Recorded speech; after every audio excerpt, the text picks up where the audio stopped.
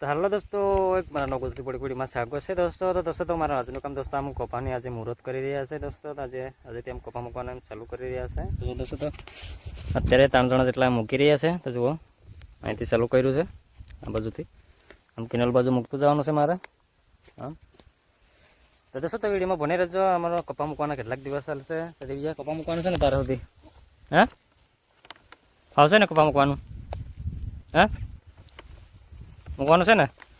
તો જો છો તમે બિયારો કયો કરી રહ્યા છે આ સાલ તો જુઓ આયરો બિયારો છે પાવર એવું નામ કહે છે કપાનો તો જુઓ આયરો બિયારો છે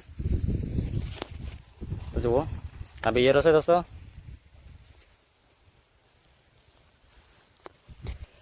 દોસ્તો તો વિડીયોમાં ભણી રહેજો અમારો કપા મૂકવાનું કેટલાક દિવસ ચાલશે હજુ આજેથી મુહૂર્ત કરી છે આજે તારીખ કઈ છે તે તારીખો જોઈ લઈએ દોસ્તો તો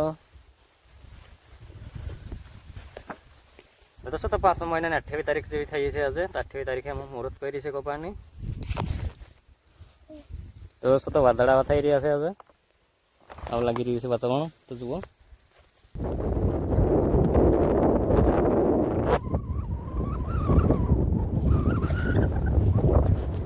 દોસ્તો તમારા કપા મૂકવાનું કેટલું બાકી રહ્યું છે તો આને પૂછી લઈએ કેટલું બાકી રહ્યું છે કપા મૂકવાનું